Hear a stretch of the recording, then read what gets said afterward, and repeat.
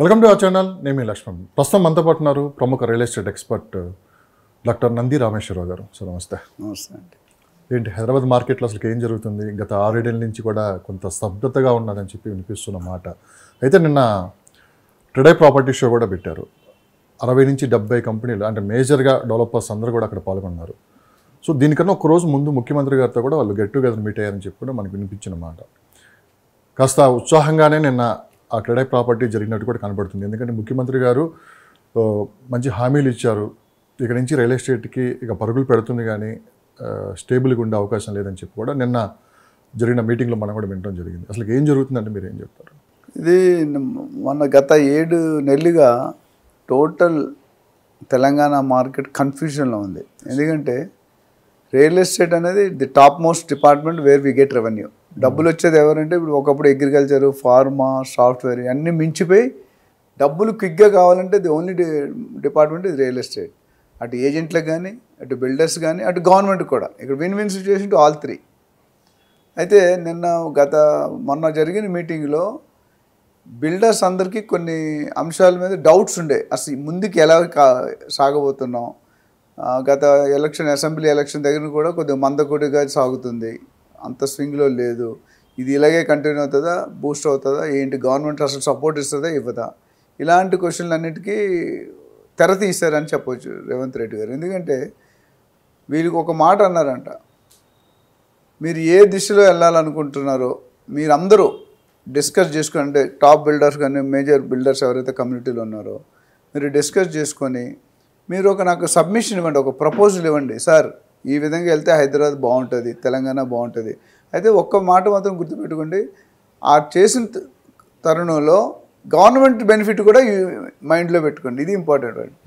మీ benefit మీరు చూసుకోండి, but government కూడా దృష్టిలో పెట్టుకోండి. Win win situation to builders, buyers, government, agents అందరికి కూడా దృష్టిలో పెట్టుకొని ఒక యూనిఫామ్, అంటే ఒక బయాస్డ్ కాకుండా వీళ్ళకి ఎక్కువ వాళ్ళు కాకుండా గవర్నమెంట్ ముందుకెళ్ళాలి, తెలంగాణ ముందుకెళ్ళాలి, హైదరాబాద్ ముందుకెళ్ళాలి, హైదరాబాద్ బ్రాండ్ చేయాలి.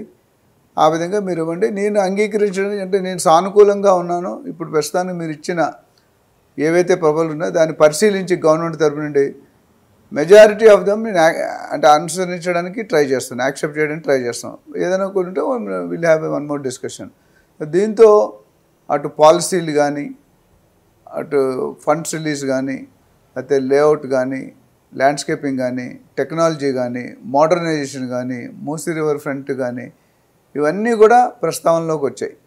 దానివల్ల ఏమైందంటే బిల్డర్కి మొన్నటి వరకు ఊపిరి సగం వచ్చేది. నిన్న ఆ మీటింగ్ అయిన తర్వాత ఊపిరి పూర్తిగా తీసుకుని హ్యాపీగా ఉన్నారు. ప్రాపర్టీ షోకి కూడా మీరు అటెండ్ అవ్వడం కూడా జరిగింది. కొంతమంది బిల్డర్స్తో కూడా మీరు మాట్లాడటం జరిగింది. అవును, వాస్తవంగా మీ మధ్య ఎలాంటి డిస్కషన్ జరిగింది? బిల్డర్స్కి మీకు చాలా అంటే ఇద్దరం ఒకటే ఫీల్డ్లో 20-30 ఇయర్స్ బట్టి అక్కడ ఉన్న వాళ్ళందరూ కూడా 90% మనకు తెలిసిన వాళ్ళే.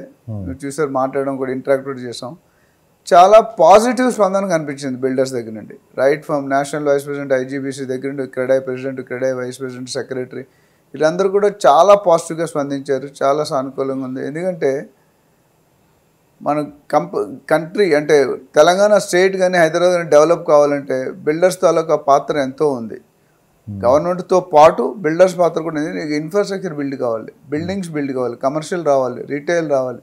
అంటే బిల్డర్సే దాన్ని ముందు ఫార్వర్డ్ తీసుకెళ్లే కెపాసిటీ ఉంది. ఎందుకంటే వాళ్ళందరూ హ్యాపీగా లేకపోతే గవర్నమెంట్ డబ్బుల్లో. సో ఐజీబీసీ వైస్ ప్రెసిడెంట్ కూడా మీరు నిన్న మాట్లాడడం జరిగింది. అవును. సో మీ మధ్య ఎలాంటి చర్చ నడిచింది? బేసిక్గా మీరు అడిగిన ప్రశ్న, నేను పక్కనే ఉన్నాను ఆ రోజు, అమరావతి ఎఫెక్ట్ ఏమైనా హైదరాబాద్ చూపిస్తుందని చెప్పి కూడా మీరు ఒక ప్రశ్న అయితే ఆయన అడగడం కూడా జరిగింది. అంటే ఆయన దగ్గర నుంచి వచ్చిన ఏంటి ఆ రెస్పాన్స్ ఏంటి? ఆయన సి శేఖర్ రెడ్డి గారు నాకు గత 30 years ప్లస్ నుండి తెలుసు. ఆయన అనేక పదవుల్లో కొనసాగారు. ఫస్ట్ బిల్డర్ అసోసియేషన్ ఆఫ్ తెలంగాణకి ప్రెసిడెంట్గా ఉన్నారు. అట్లా అంచనా జరిగి ఈరోజు నేషనల్ నుండి ఇంటర్నేషనల్ లెవెల్కి వెళ్ళిపోయి ఐజీబీసీ అంటే ఇండియన్ గ్రీన్ బిల్డింగ్ కౌన్సిల్, దానికి నేషనల్ వైస్ ప్రెసిడెంట్గా ఉన్నారు. అంటే ఆల్ ఓవర్ కంట్రీ వైడ్. నిన్న మిగతా ప్రెసిడెంట్, సెక్రటరీ మాట్లాడిన మన తెలంగాణ క్రెడై, బట్ ఈయన ఇండియా లెవెల్కి వెళ్ళారు. సో ఆయనకి సుదీర్ఘమైన అనుభవం ఉంది. అండ్ గవర్నమెంట్లో కూడా కొన్ని పొజిషన్స్ హ్యాండిల్ చేశారు, అడ్వైజర్గా చాలా ఉన్నారు. ఆయన మాట్లాడింది ఏంటంటే ఎన్ని ఏపీలు వచ్చినా, ఎన్ని బెంగళూరులో వచ్చినా, ఎన్ని చెన్నైలో వచ్చినా హైదరాబాద్ రూట్ వేరు, హైదరాబాద్ స్టాండ్ వేరు, హైదరాబాద్ డెవలప్మెంట్ వేరు. దేనికి కంపారిజన్ లేదు. ఎస్, చంద్రబాబు నాయుడు గారు వచ్చారు, అది అభివృద్ధి చెందుతుంది, అభివృద్ధి చెందాలి అని మనం కోరుకుంటాం. దానివల్ల తెలంగాణలో రియల్ ఎస్టేట్ డమాల్ అవుతుంది అనేది ఆయనకు చాలా క్లియర్ చెప్పాడు. There is no reason. ఎప్పుడైనా రియల్ ఎస్టేట్ డెవలప్ కావాలి అంటే ఇన్ఫ్రాస్ట్రక్చర్ ఉండాలి. ఇప్పుడు మనకున్నది ఏపీకి లేనిది ఏంటంటే ఏం చెప్తారు? ఇన్ఫ్రాస్ట్రక్చర్. అక్కడ అట్టడిగిపోయింది. జగన్మోహన్ రెడ్డి గారు వచ్చిన తర్వాత ఎంటైర్ ఇన్ఫ్రాస్ట్రక్చర్ అనేది అటుకెక్కించి కోల్డ్ స్టోరేజ్లో పెట్టారు. ఒకటి కోల్డ్ స్టోరేజ్ సేఫ్గా పెట్టారు, బయటకు రాకుండా. అంటే గ్రో అవ్వలేదు. సంక్షేమ పథకాలు అనేది బిలీవ్ చేసి చాలా 80-90 వేల కోట్లు ఖర్చు పెడుతూ పోయారు. కానీ దానివల్ల డబ్బులు తీసుకున్న కానీ ప్రజలు ఓటు వేయలేదు. దాంతోపాటు ఇండస్ట్రీ గ్రోత్, ఎంప్లాయ్మెంటు, ఇన్ఫ్రాస్ట్రక్చరు ఇవన్నీ బిల్డ్ చేసి ఉంటే డెఫినెట్గా సెకండ్ టైం ఆయనే వచ్చి ఉండేవారు. కానీ అలా లేదు. సో మన నేషనల్ వైస్ ప్రెసిడెంట్ ఏమన్నారంటే ఎటువంటి డోకా లేదు, ఇంతవరకు కొద్దిగా స్లోగా జాగింది. ఇప్పుడు మొన్న అయిన మీటింగ్తో చాలామంది డెవలపర్స్ పాజిటివ్గా మళ్ళీ టేకప్ చేయడం. ఒక డౌట్ కూడా అడిగాను నేను, సార్ ఎటువైపు ఇన్వెస్ట్ చేయాలి అని.